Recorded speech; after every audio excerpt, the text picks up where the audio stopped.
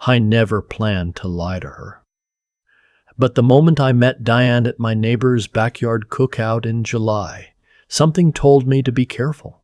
Not because she seemed dangerous, because she seemed perfect. I'm 64 years old. I spent 31 years married to my wife, Carol. We built everything together. The house in Clearwater, the rental properties, the savings account that took 2 decades of discipline to grow. When Carol passed away from pancreatic cancer 3 years ago, I thought that chapter of my life was simply over. I told myself I was fine with that. My son Marcus lived 40 minutes away in Tampa. My daughter Renee called me every Sunday without fail. I had my routine, my garden, my Thursday evening poker group. I told myself I didn't need anything more. Then I met Diane. She was standing near the potato salad with a glass of sweet tea, laughing at something my neighbor Dave had said. She had warm eyes and an easy laugh, and she asked me questions like she was genuinely interested in the answers. We talked for 3 hours that evening. She was 58, originally from Tennessee, a retired school administrator who had moved to Florida to be closer to her sister. She'd been divorced for 11 years. She had one son, Brandon, who was 26 and apparently between jobs, living with her temporarily. I drove home that night feeling something I hadn't felt in 3 years. I didn't have a name for it right away. When I finally admitted to myself what it was, it made me nervous. We started seeing each other in August. Coffee first, then dinners, then long Saturday afternoon walks along the waterfront. She was easy to talk to. She remembered small details, that I took my coffee black, that my knee bothered me in cold weather, that I still kept Carol's favorite mug on the shelf and never used it. She never pressed me about Carol. She just listened when I mentioned her and then gently moved us forward. I appreciated that more than I could say. What I did not tell Diane, not in those early weeks, not for a long time, was the full picture of my financial life. She knew I'd retired from a career in commercial real estate. She knew I owned my house. But I never mentioned the 3 rental properties in Pinellas County, the investment accounts, or the fact that my house in Clearwater was paid off and worth considerably more than the neighborhood suggested. I let her assume I was comfortable but ordinary, a retired man with a modest fixed income and a nice garden. Why did I hide it? I've asked myself that question more times than I can count. Partly it was Carol. When Carol was sick, we had a family friend, a man we'd trusted for years, offer to help manage our finances during the difficult period. He turned out to have interests that weren't entirely aligned with ours. We caught it in time, but it left a mark on me. Carol used to say, "Leonard, people show you who they are when they think something is at stake." I never forgot that. And partly it was something Renee said to me 2 weeks after I mentioned I'd been seeing someone. She didn't say it unkindly. She said, "Dad, you've worked your whole life for what you have. Just take your time. People aren't always who they appear to be when they're trying to make an impression." She smiled when she said it, so I didn't argue. But I heard her, so I was careful. I was warm and present and genuinely engaged with Diane, because I genuinely liked her, but I kept that part of my life compartmentalized. I told myself it was temporary. Once I trusted her completely, I would be honest. I just needed more time. The problem was that Diane seemed to trust me immediately. She talked openly about her finances, her modest retirement account, the challenges of her son Brandon finding steady work. She seemed refreshingly transparent. It made me feel guilty about my own silence. But I held on to it, something in my gut, the same instinct that had kept me steady through 30 years of business negotiations, told me to wait. We dated for 8 months before I proposed. I proposed in February on the back porch of my house with the kind of quiet sincerity that felt right for two people our age. She said yes immediately and held my hand for a long time without saying anything else. I thought in that moment that I had made the right decision. I thought the instinct had been wrong and that I was just a lonely old man who had let fear make him small. We married in April. Small ceremony, just family and close friends. Renee was polite and gracious, but I noticed she hugged me a little longer than usual at the end of the evening. Marcus raised a toast that was warm and generous. Brandon stood near the back in a jacket that didn't quite fit and shook my hand once, firmly, without making eye contact. We had agreed to move Diane and Brandon into my house in Clearwater. Her lease was ending anyway, and it seemed practical. I told myself that Brandon was a temporary situation, a young man getting back on his feet, and that I could be patient. The first morning after the wedding, I woke up feeling genuinely hopeful. Diane was already in the kitchen, and I could smell coffee. I stood in the doorway watching her for a moment and thought, "This is fine. This is good. You made the right choice." The second morning, everything changed. I came downstairs at 7:30 to find Diane sitting at the kitchen table with a legal pad covered in handwritten notes. She had her reading glasses on and a second cup of coffee already poured. She looked up when I walked in and smiled, but the smile had a different quality to it. Businesslike. Focused. "I've been thinking," she said, "about what we need to get sorted out." I poured my coffee and sat down across from her. "What kind of things?" She turned the legal pad toward me. At the top, she had written the word finances and underlined it twice. She had a list, a detailed list. She wanted us to open a joint bank account immediately and consolidate our incomes into it. She wanted to discuss putting her name on the deed to the house.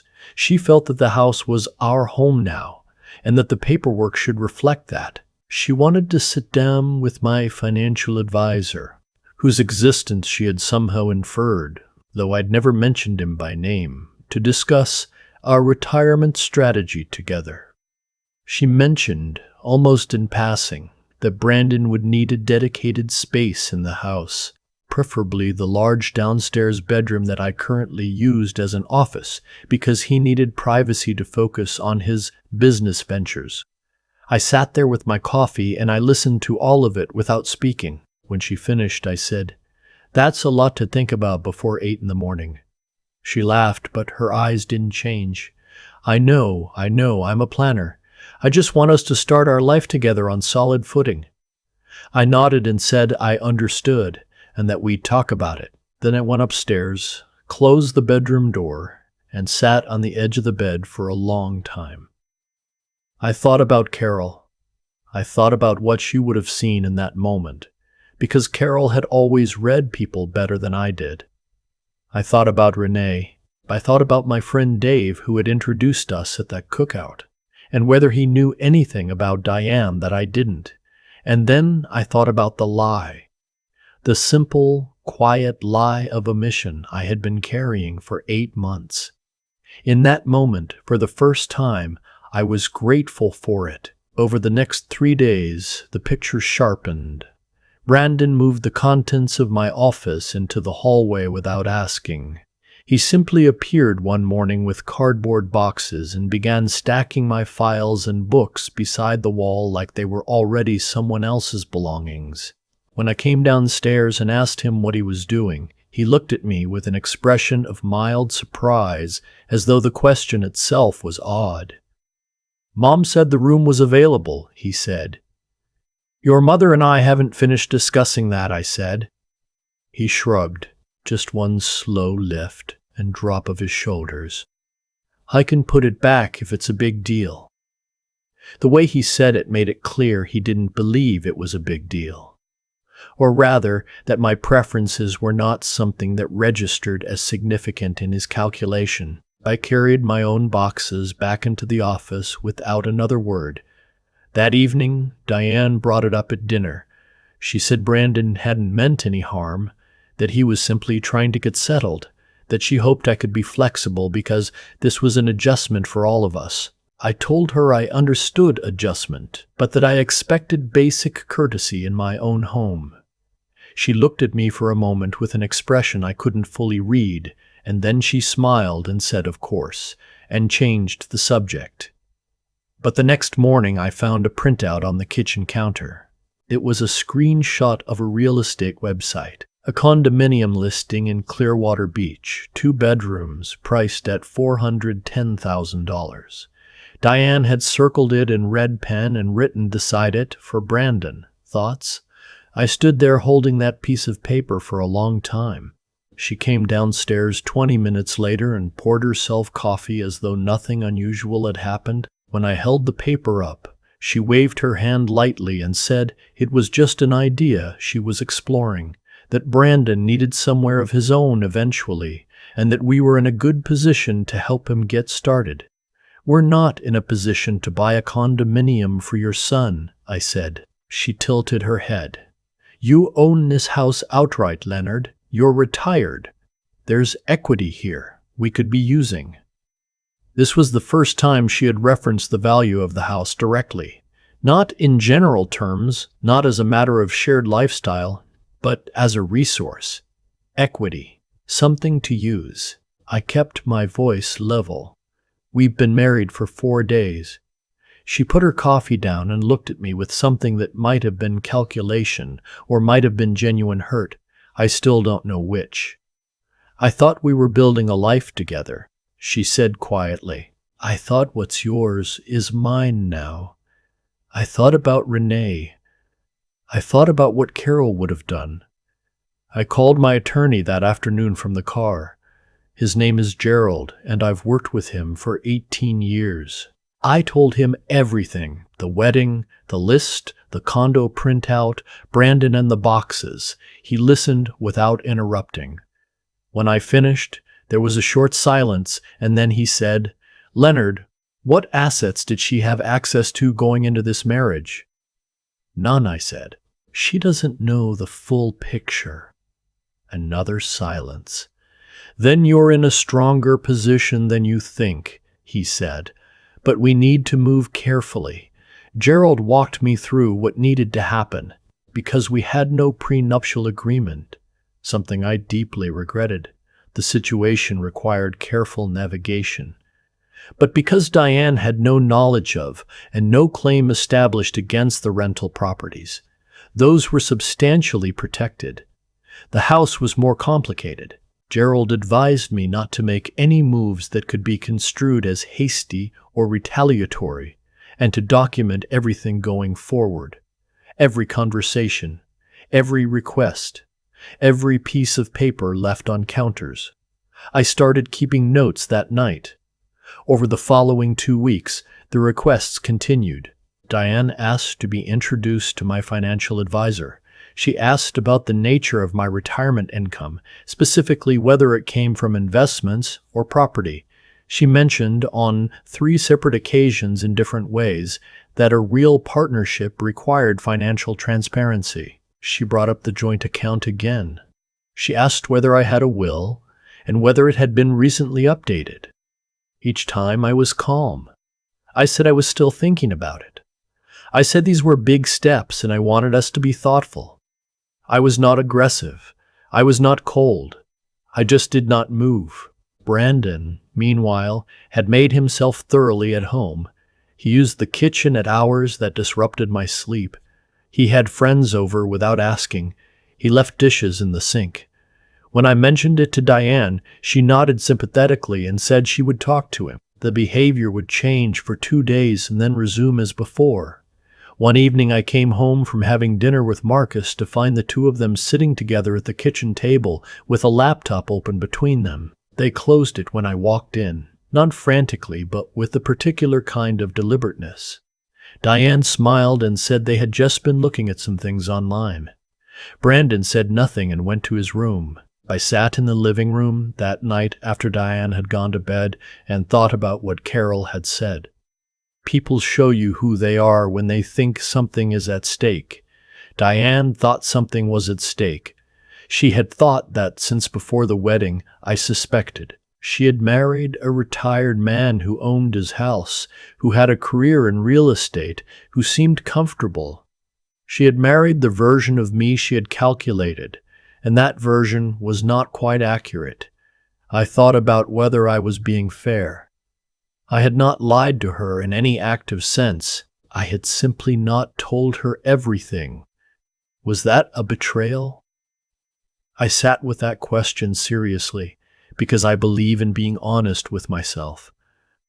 But then I thought about the list she had written before 8 in the morning on the second day of our marriage. I thought about the condo listings circled in red pen.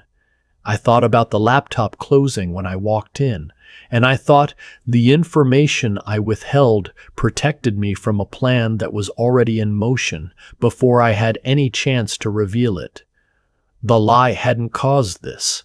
It had simply meant that when this arrived, as it was always going to arrive, I still had something left to stand on. I filed for divorce on a Friday, 31 days after the wedding. Gerald handled everything.